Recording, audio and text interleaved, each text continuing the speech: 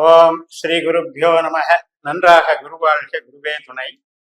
பரபிரம்ம ருத்ரகாயத்ரி ஞானஸ்தலத்து நண்பர்களுக்கு வணக்கங்களும் வாழ்த்துக்களும். நம்ம வழக்கமாக 12 லக்னங்களுக்கு வார பலனாக 12 பதிவுகள் போட்டு வருகிறோம். அந்த வகையில் பிப்ரவரி 24 முதல் மார்ச் 1 வரை சனிக்கிழமையிலிருந்து வெள்ளிக்கிழமை வரைக்கும் உள்ள 7 நாட்களுக்கான பலன் இந்த பதிவுக்கு கன்னியா லக்னத்துக்காரர்களுக்காக. இப்போ நம்மளுடைய லக்னம் கன்னி என்று வந்து கொண்டால் புதனுடைய வீடு என்று நம்ம ஈஸியாக எல்லாருக்கும் தெரியும். ஆனால் அந்த கன்னி ராசியில் 3 நட்சத்திரம் இருக்கு. அது வந்து சூரியனுடைய உத்தர நட்சத்திரம், சந்திரனுடைய அஸ்த நட்சத்திரம், செவ்வாயினுடைய சித்திரை நட்சத்திரம். இப்போ நான் சொல்றத நீங்க பிறந்த நட்சத்திரத்தை வச்சு கணக்கில் எடுத்துக்காதீங்க. உங்களுடைய லக்ன புள்ளி எது என்பதை நீங்க பார்க்கிற அளவுக்கு பழகுங்கள். ஏனென்றால் நம்ம வந்து நட்சத்திரம்னாலே ராசி நட்சத்திரம் மட்டும்தான் நம்ம ஜோதிடம்னு நினைச்சிட்டு இருக்கிறத மாற்றி ஒவ்வொரு ராசியிலையுமே நட்சத்திரங்கள் ஒவ்வொரு பவரை வச்சிருக்குங்கிறத உணரக்கூடிய ஜோதிடம் தான் இது. கொஞ்சம் நீங்க பயிற்சி பண்ணி பண்ணி பழக பார்க்கும்போது உங்களுக்கு ஜோதிடம் எளிதில் புரியும். இது புரிந்து கொண்டால்தான் ஜோதிட விளக்கங்கள் கேட்பதற்கும் நம்ம நடைமுறையில் அதை அனுபவிக்கிறதுக்கும் உங்களுக்கு சுவாரஸ்யம் இருக்கும். இல்லைன்னா நம்ம ராசி பலன் அப்படின்றது 19 பேசிக்கிட்டு அலங்காரமா கேட்கறதுக்கு நல்லா இருக்கும், ஆனால் நடைமுறைக்கு ஒத்து வராது. இப்போ பலன்களுக்கு வருவோம். முதல் நாள் சனிக்கிழமை அன்னைக்கு வந்து மக நட்சத்திரம். இப்ப கன்னியா லக்னத்துக்கு 12ஆம் வீடு தான் சிம்மராசி. அந்த வீட்டுல சந்திரன் வந்து கேதுனுடைய மக நட்சத்திரத்துல போறதுனால அது என்னதான் விரய பாவம் அப்படின்னு எடுத்துக்கிட்டா கூட அது வந்து ஆராய்ச்சிக்குரிய பாவம் அப்படின்னு எடுத்துக்கணும். அதே நேரத்துல இப்போ ஒரு இடத்த விட்டு இன்னொரு இடம் போகிறோம், ஒரு பிரயாணம் போகிறோம், அதுக்காக ஒரு விஷயமாகவும் இது வேலை செய்யும். அதே நேரத்தில் கேது அப்படிங்கிறது என்ன அப்படின்னா முடிஞ்ச அளவு தன்னைத்தானே சுருக்கிக்கிறது. அதனால இன்னைக்கு வந்து அந்த செலவுகள் அப்படிங்கிறது வந்து நாம் வந்து சிக்கனமாக கடைபிடிச்சிட்டோம் அப்படின்னா இன்னைக்கு ஒன்றும் பெருசாக பாதிப்புகள் இருக்காது.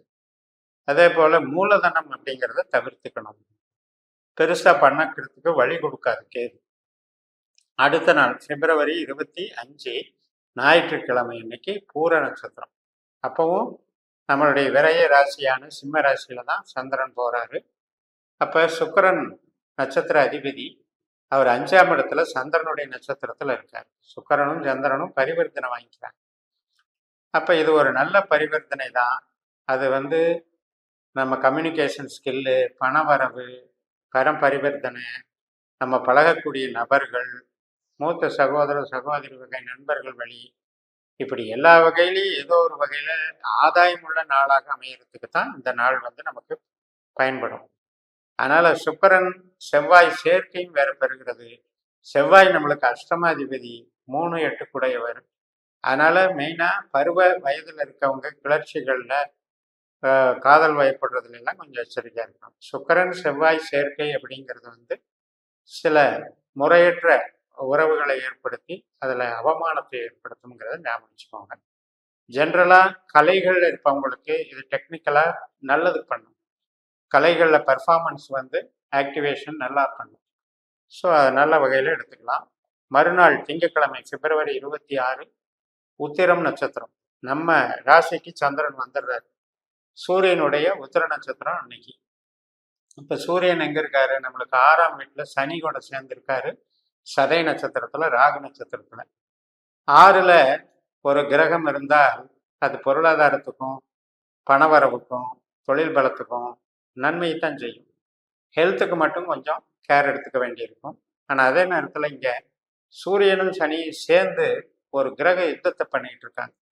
அதனால இப்ப வேலையாளர்கள் இருக்காங்க அப்படின்னா அவங்க கூட சில ஏற்படக்கூடிய முரண்பாடுகள், கருத்து மோதல்கள் இதுலையும், அப்புறம் வந்து ஒரு லோன் எதிர்பார்க்குறோம், கவர்மெண்ட் சம்மந்தப்பட்ட லோன்ல வழக்கு ஏதாவது இருக்கு, அல்லது அந்த கடன் சம்மந்தப்பட்ட வழக்குகள்ல நம்மளுக்கு ஏதாவது ஒரு ப்ராப்ளம் நடந்துகிட்டு இருக்கு, இதுல எல்லாம் கொஞ்சம் எச்சரிக்கையா இருந்துக்கணும் கன்னியா லக்னக்காரர்கள். அது என்ன அப்படின்னா 6ஆம் இடம் அப்படிங்கும்போது நமக்கு ராகுனுடைய நட்சத்திரத்துல இந்த 2 பேரும் சேர்ந்து இருக்கிறதுனால கொஞ்சம் அதீதமான ஒரு தீவிர போக்கு காணப்படும். பட் வந்து வேலை செய்றீங்க, ஒரு இடத்துல போய் வேலை பார்க்குறீங்கன்னா அந்த வேலைக்கு சாதகமா இருக்கும், வேலைக்கு எடுக்காது. வேலை பார்க்குற இடத்துல வேணா சின்ன சின்ன சங்கடங்கள், அதாவது கருத்து மோதல்கள் இருக்கா பார்த்துக்கோங்க.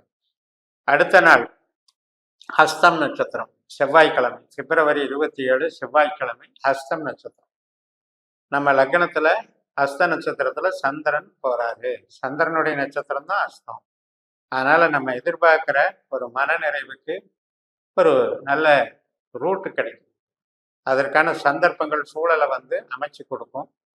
இப்போ ஒரு திருமண வரன் பார்க்கறது, அது மாதிரி குழந்தை பிறப்பு, சுப நிகழ்ச்சிகள், ஒரு புதிய நபர்களை சந்திக்கிறது, அதே போல எழுத்து ஒப்பந்தங்கள்.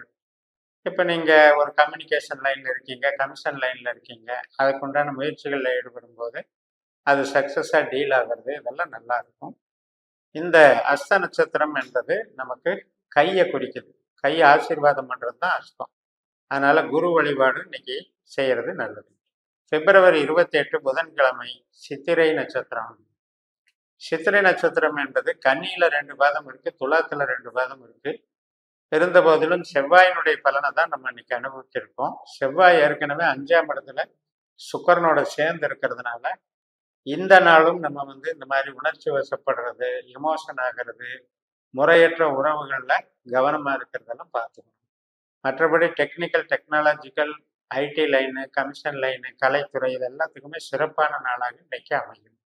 அதே மாதிரி மகிழ்ச்சி இருக்கும், ஆடம்பரம் இருக்கும், குதூகலம் இருக்கும், குழந்தைகள் வழி மேன்மைகள் இருக்கும். குழந்தைகளால ஒரு பெரிய ஒரு வளர்ச்சிகள் நமக்கு தென்படும். அடுத்த நாள் பிப்ரவரி 29 வியாழக்கிழமை, சுவாதி நட்சத்திரம். நம்ம லக்னத்துக்கு 2ஆம் இடமான துலா ராசியில சந்திரன் ராகுனுடைய நட்சத்திரத்துல பயணிக்கிறாரு. ராகு நம்மளுக்கு 7ஆம் வீட்டுல இருக்காரு.